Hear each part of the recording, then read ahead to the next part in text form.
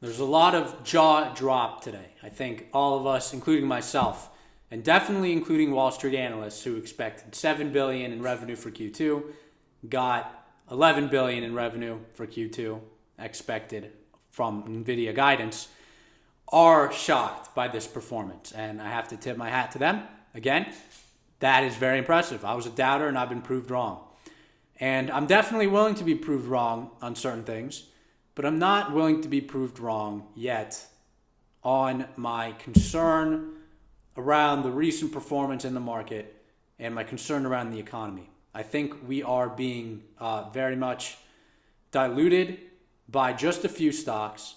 And if you look under the hood and separate yourself and do the work on this, you will see that stock market performance is deteriorating. And if you look at fundamentals in terms of the economic soil, and yes, interest rates are actually a very important thing. We're going to talk about this later, that it's not the best picture. I think it warrants being short the areas that haven't cracked, that do happen to be interest rate sensitive. This is a tried and true method. This is something that works. Every asset is attached to interest rates. This is a fact.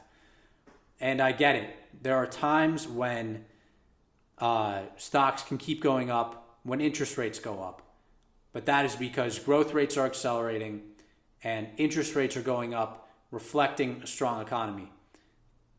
We're going to talk about some things in a second. But first, I want to focus on these few stocks and the rest of the market. If your company does something with AI, it is doing tremendously well. And it's doing tremendously well today. But we have to take a step back, and we can't just try to trade today or guess what PCE is going to be tomorrow, because the last PCE we got, I believe, was hotter than expected. So we'll see what happens with that. Our core PCE. Core PCE is the Fed's preferred inflation gauge. The headline number is important, but it's not as important as core inflation. Do not get confused about that. Core inflation will be the most important number that comes out tomorrow, not the headline number, at least in terms of the Fed. And you would know this for sure if you look at the first quote of the Fed minutes from the participant section, not the staff section. Anyways, S&P 5 is the title of this video. If you look at various areas of the economy or of the stock market that are most representative of the economy, you can see that before we've even entered into a recession, they're beginning to underperform. Their commentary on their earnings calls are beginning to show significant signs of weakness. And we've talked about this in the past couple of videos. Stock like Target. Target is now down 10% over the last week. That's pretty important. They said they saw weakness in April relative to March, weakness in May so far relative to April. Expect that to continue. Even Apple. Apple was down first today, and then the market probably brought it up. But if you take a look at the Loop note that they put out, they claim that they have done work that leads them to believe that Apple shipments, production, and inventories are showing signs of worse than expected numbers. I'm not surprised by that. I thought that was going to happen in the past, but I think we've all been surprised by the strength of the economy, particularly the Fed, who are trying to bring it down. And I want to talk about this because this has allowed the market to go on all year. There's been hopes for a Fed pivot for many meetings, but I most distinctly remember it beginning at the December meeting when they put out a dot plot and the market sold off after that Fed press conference concluded, and sold off pretty aggressively into the close of the year when everyone was expecting a Santa rally. Okay? We don't want to get caught up in the hype of the market of the moment. It doesn't last. Think about all the stories you've heard. All the stories around crypto, around NFTs, around various growth companies of early last year, or 2021 rather, early 2021. How many of them are trading on that story now?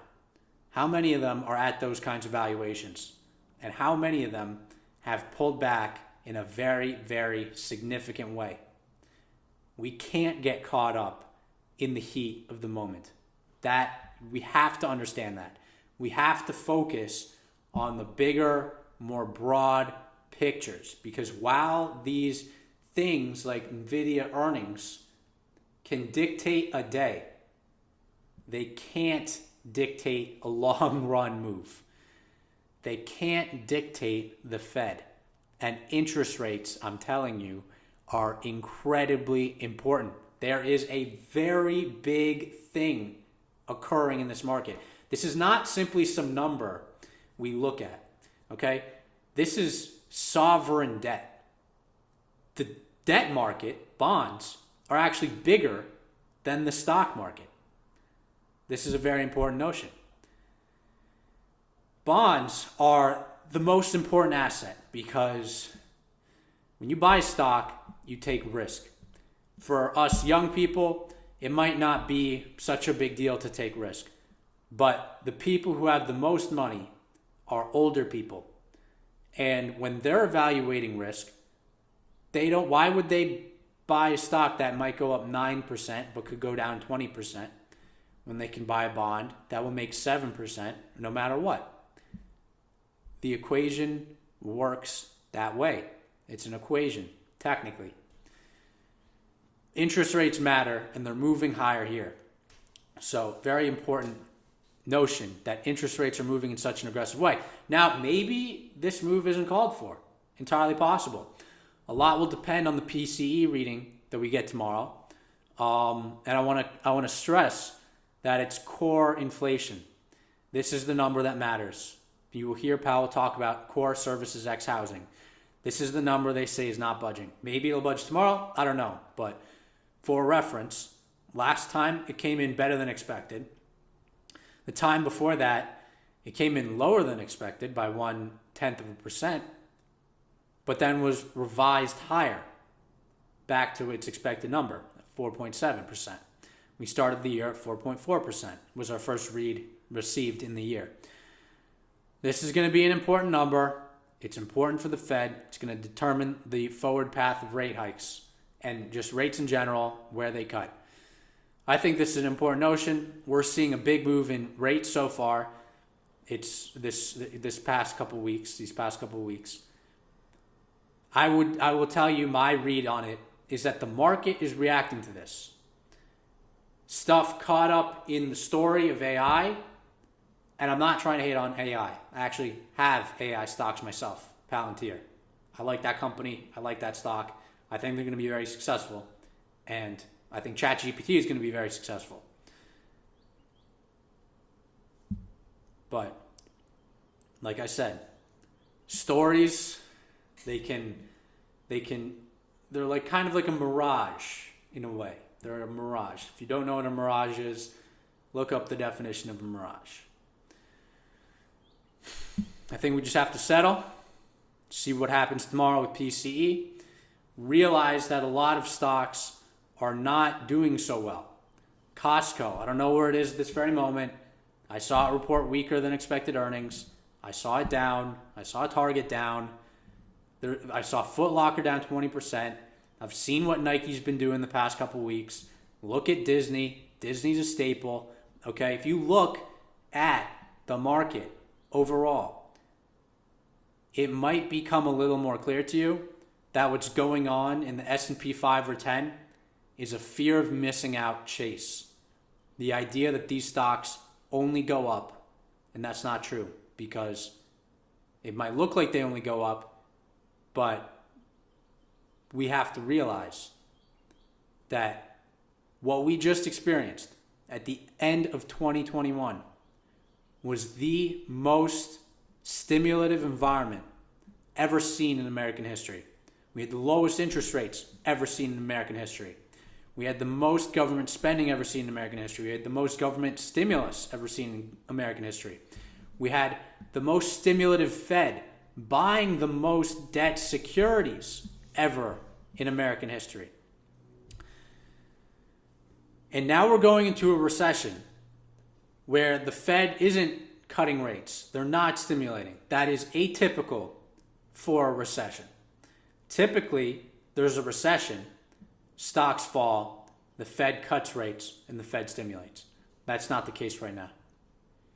What the Fed is doing is raising interest rates at a rapid, near record pace. They are selling securities into the market and running off their balance sheet.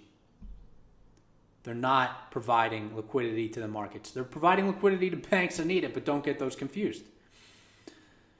I think ultimately we have to focus on the fundamentals that underpin the stocks and the economy and interest rates that affect every single asset class in the world. When you go just on the story and you feel the emotion and you feel the fear of missing out and you feel like you have to get in or you're going to lose, it doesn't work. It's never worked. I get it. NVIDIA, technically, yes, it has worked. But let's see what happens. I'm done trying to figure out NVIDIA's price. I said yesterday, congrats to them. Very good report. They are proving it. But there are plenty of other and way more situations in where the story doesn't result in continuous growth. It results in a correction. So I think this market has been trying to convince itself of a Fed pivot, of peak Fed, ever since December. Okay, since December. And it hasn't gotten it. And we might get another Fed hike, either in June or July. I don't know. I get it. It's pretty likely that we don't get another hike.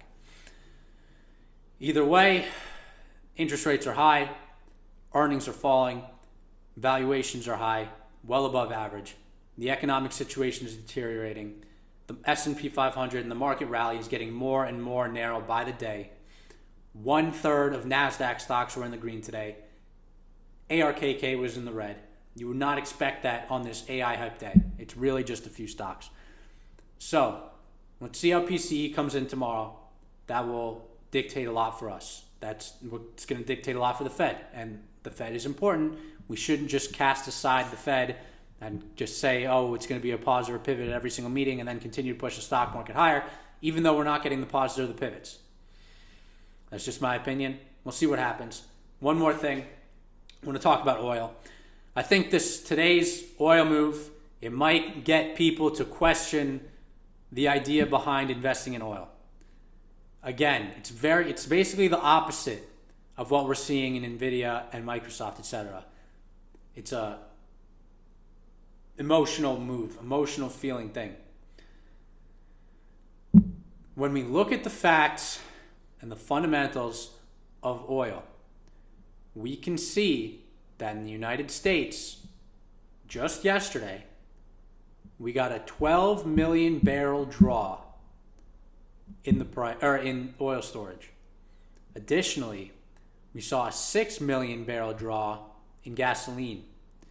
And both those numbers were with over 2 million barrels in SPR releases. I'm not seeing the signs of the deterioration. It would be one thing if this was one report or two reports that would make you have to question, is this just an anomaly? But this is consecutive reports, particularly in gasoline. It's something like 12 out of the last 14 for gasoline have been negative. So it's a big deal in my opinion. I think we just need to be patient with these very cheap stocks.